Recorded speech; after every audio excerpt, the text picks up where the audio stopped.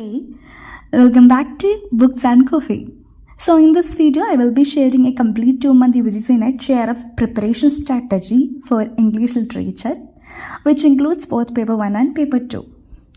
If you are starting late or planning to attempt the upcoming December NET exam, yes, the application form is already out, then this strategy will help you stay focused, use the right sources, and practice effectively within the limited time you have. I will also share a daily timetable, books you can refer to, and the mock test strategy for the final days of revision. For more details, especially about the books I have mentioned, you can check out my previous video. I have added the link in the description below. Now, let's begin with paper 1, which we will complete in 20 days. Yes, we only have 20 days because we are running out of time. Paper 1 has 10 units: teaching aptitude, research aptitude, comprehension, communication, mathematical reasoning, logical reasoning, data interpretation, information and communication technology, people development and environment, and the higher education system. So let's divide this wisely. So we will spend the first 15 days on 6 of these topics. The first 15 days on 6 topics. That are teaching aptitude, research aptitude, communication, ICT, people and environment, and higher education system. Now here is the thing. Each of these units has a number of subtopics.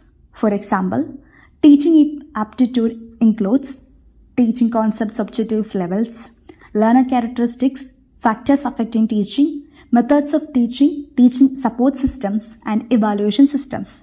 So that's already 6 subtopics under one unit. So at this stage, since we only have 20 days, you cannot sit and make long notes. That's not practical.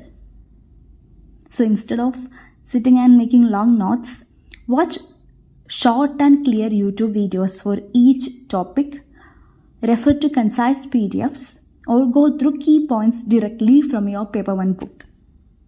Your goal should be to cover one complete topic per day. I know it sounds hectic, but trust me, it's doable.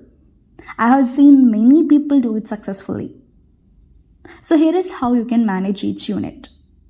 You will get 2.5 days for each topic.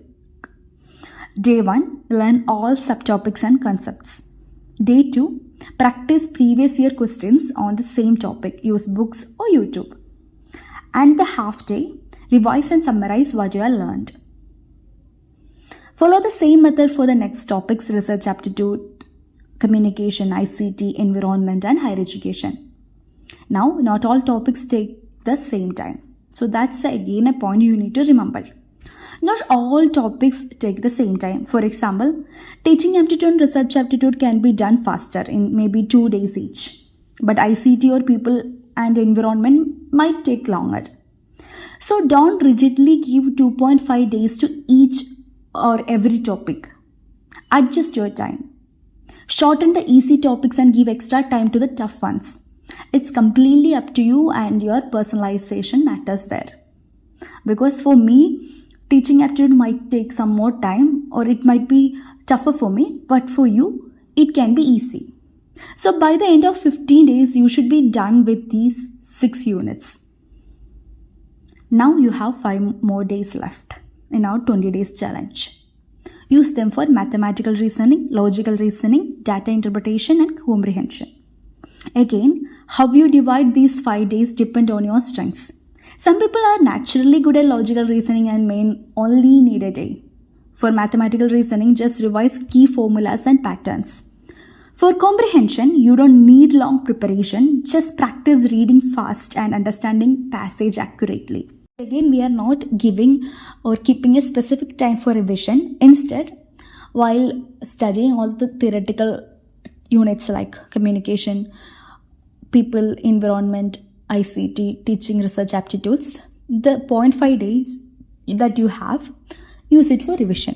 You don't even need a specific day for sit and revising everything, because at this point we can afford that day. And your phase 2, it's all about paper 2. And in our case, English literature, and we are giving 35 days. So, which is the paper 2 is the heart of the exam. And you will spend 35 days on this, focusing on smart reading and conceptual clarity, not memorization at this point. So let's start with the books you can use. History of English Literature, you can use William J. Long. And Literary Theory and Criticism, you can use Peter Barry's Beginning Theory. And for Cultural Studies and Indian Writing in English, you just, for example, at this point, we can't have time for reading big books. So you can just refer through M.H. Abraham's glossary and easy handbooks on cultural studies and Indian writing in English, edited by Kalyani Ballat. When it comes to days 1 to 10, use it for literary ages, key authors and major movements. Start with the chronology from the Chaucerian age up to postmodern era. Focus on timelines, major writers, their key works and literary movements. Don't try to memorize everything. Instead, connect the authors with their time period and style. For example, link romanticism with emotion, nature and imagination, and remember writers like Wordsworth, Coleridge, Shelley and Keats as a group. Use YouTube summaries, flowcharts and handwritten tables for quick recall. Days 11 to 20, use it for literary theory and criticism. So this is a crucial part, theory. Use Peter Barry's Beginning Theory and focus on chapters like structuralism, post-structuralism, feminism, Marxism, psychoanalysis and post-colonialism. Make brief notes with definitions and thinkers' name, for example, Marxism, Raymond Williams, Althusser, post-colonialism, Edward Said, Gayatri Spivak. So make brief notes with definitions and thinkers' name. At this stage, connect theories to texts. For example, apply Marxist theory to Dickens or post-colonialism to Achebe. This helps in retaining and recalling better. Days 21 to 30, use it for Indian English, cultural studies and world literature basics. Focus on Indian English writers like Raja Rao, R.K. Narayan, Anita Desai, Kamala Das and Arundhati Roy. Then move to cultural studies, learn key thinkers like Stuart Hall, Raymond Williams, Homi K. Bhabha, etc.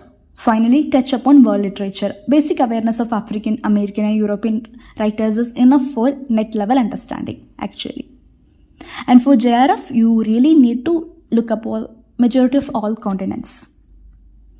And finally, day 31 to 35, use it for revision and PYQs. Spend the final 5 days revising all key topics, theories and timelines. Go through PYQs and analyze which topics get repeated. Use these days to connect everything you have learned, authors, theories and movements, like a map of English literature. And finally, phase 3. Phase 3 is all about mock tests and final revision, and which we have 5 days for that. Attempt at least 2 to 3 full-length mock tests for both paper 1 and paper 2.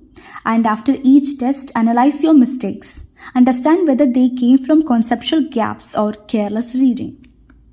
Revise your handwritten notes, important theories and authors, and other timelines during these last few days.